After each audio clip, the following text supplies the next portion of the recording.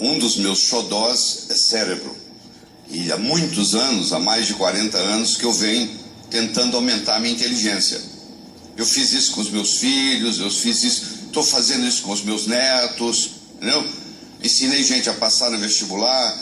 Eu espero que vocês aproveitem bastante a nossa conversa. O que eu vou discutir com vocês aqui é otimização do desempenho cerebral, uso inteligente de suplementos que melhoram a cognição. Uso inteligente porque também não é porque funciona, mais vai ser melhor. Tem gente que exagera e começa a ter problemas.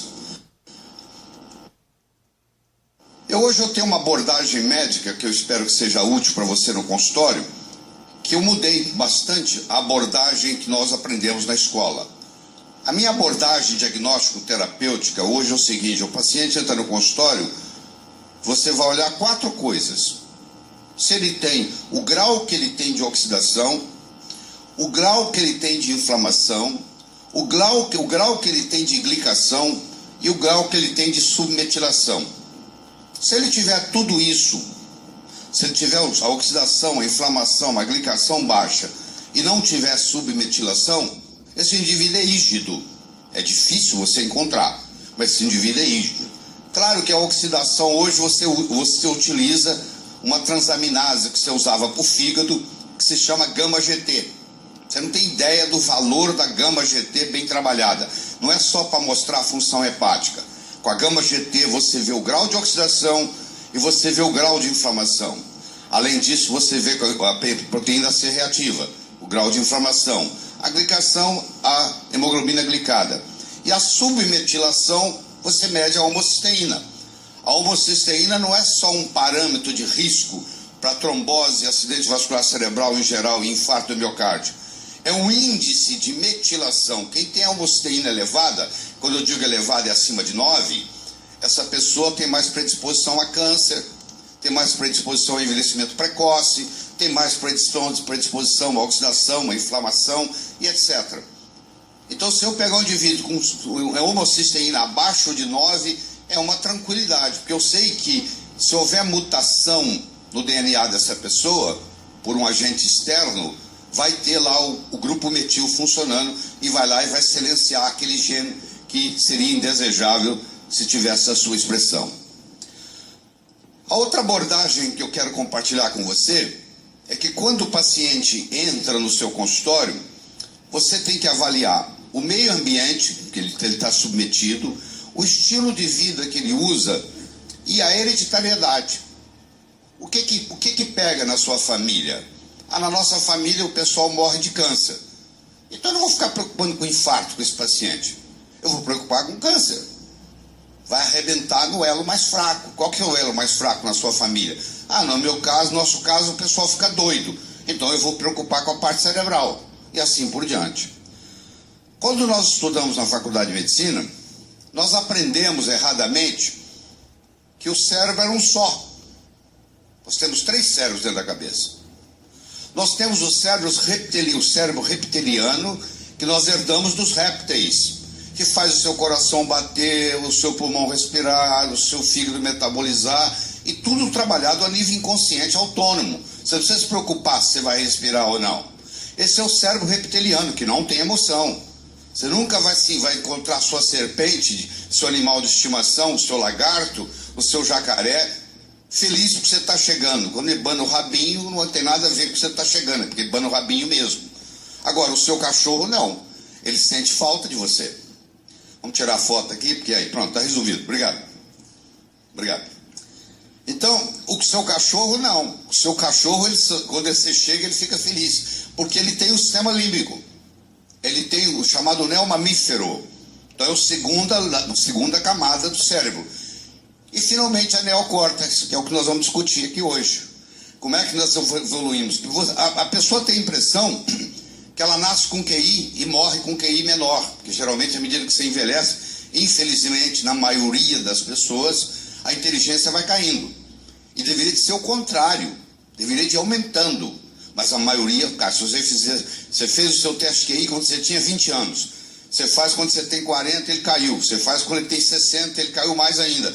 E a pessoa pensa que isso aí tem que ser com todo mundo. Eu sou muito mais inteligente hoje do que eu era aos 20 anos. E parte tem a ver com o que eu vou lhe ensinar. Não é segredo, não. Está aí, disponível para qualquer um, tá bom? Você sabe que entre o hemisfério esquerdo e o hemisfério direito existe uma estrutura chamada corpo caloso, que as mulheres têm 18% a mais do que os homens. Não é à toa que as mulheres governam o mundo. Aliás, sempre governaram. Eu não sei se você conhece um ditado que diz assim: a mão que balança o berço governa o mundo. Você recebeu muito mais coisas da sua mãe do que do seu pai, muito mais crenças, muito mais modo de ser.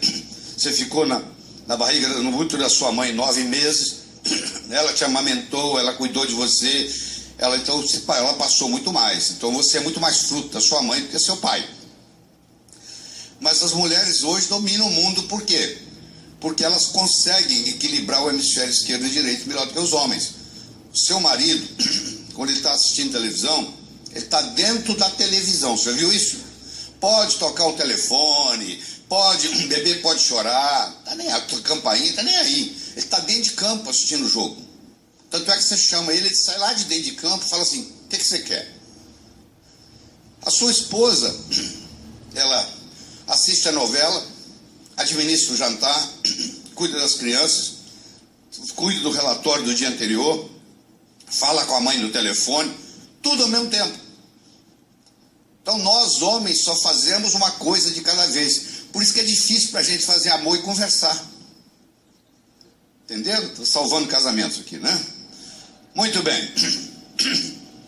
Howard Gardner, que já veio algumas vezes ao Brasil, que é professor de Harvard até hoje, desde a minha época que eu estive lá, ela está lá até hoje, ele desenvolveu o conceito de 7 inteligências. Lógico, matemática, corporal, intrapessoal, interlinguística, musical e espacial.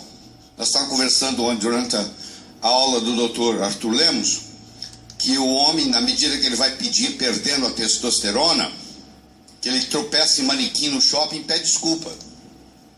Por quê? Porque ele perde a noção espacial, ele não consegue estacionar o carro dele direito mais. Porque a testosterona dá ao homem essa inteligência espacial. Que agora vocês, mulheres, chegaram a gente, porque o GPS agora acabou esse problema. 2 coisas que libertaram as mulheres: a pílula e agora o GPS. Acabou, vocês não precisam da gente para nada mais. Entendeu? É muito diferente a comunicação do jeito que o homem faz, do jeito que a mulher faz. O homem, se quisesse acender a luz aqui, tivesse escuro, ele falava assim: acenda a luz aí, por favor. A mulher diria assim: está escuro aqui, não está? Ai de você se não acender a luz. Falta de consideração. Como nós não escutamos, né? Quer dizer, a comunicação do homem é direta, a comunicação da mulher é indireta. E também não tinha na nossa época de faculdade, pelo menos não tinha na minha, o Brain Derived Neurotrophic Factor, o BDNF, o fator neurotrófico derivado do cérebro, que faz um fenômeno de autopoiese, ou seja, o cérebro construindo o cérebro. Quando você libera o BDNF, você estimula a glia, você alimenta o neurônio, você mantém o cérebro jovem. A sua idade é a idade do seu cérebro. Se o seu cérebro estiver bem, o seu corpo está bem, porque o cérebro comanda o seu corpo inteiro. Então, cuide bem do seu cérebro. Se você quiser ter juventude, começa pelo cérebro. Não adianta você estar de roupa novinha, bonitinho, entendeu? Corpinho acertadinho, se você está com o cérebro ruim. Você vê que você vai conversar com uma pessoa, ela não consegue, as palavras não conseguem sair e começa a titubear, e você vê que está rateando, o cérebro está rateando. Existe um exame que não é muito familiarizado aqui no Brasil, que eu vou usar, que chama-se Brain SPECT, Single Photon Chromatized Tomography. Tem 2 ou 3 aparelhos no Brasil só, infelizmente. Mas aqui está um SPECT. Você vai olhar a primeira esquerda em cima lá, é o cérebro visto de baixo. Depois aqui a última, aqui à direita embaixo, é o cérebro visto de cima. Do lado de lá em cima, você está vendo o cérebro visto visto pela direita, aqui está o posterior, anterior, e aqui está visto pela esquerda, o anterior e o posterior. Esse espectro te dá 2 coisas.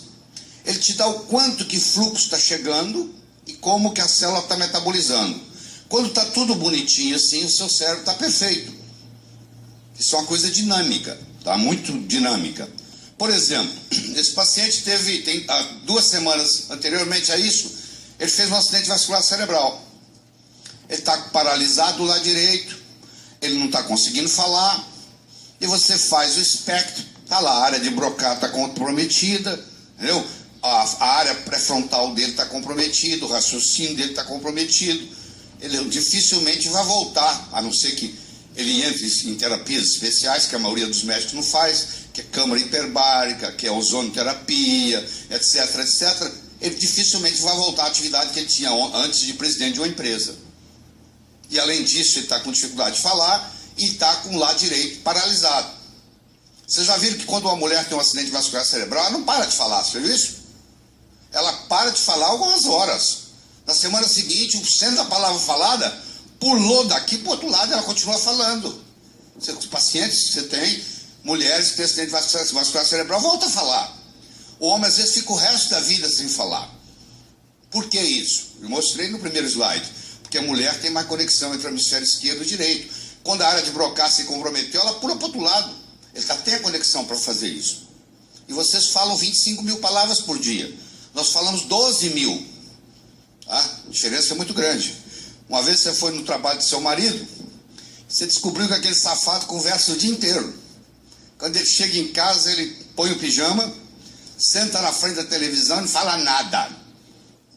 Você quer saber por quê? Porque já gastou as 12 mil palavras dele durante o dia no trabalho. E você ainda tem 13 mil até a meia-noite.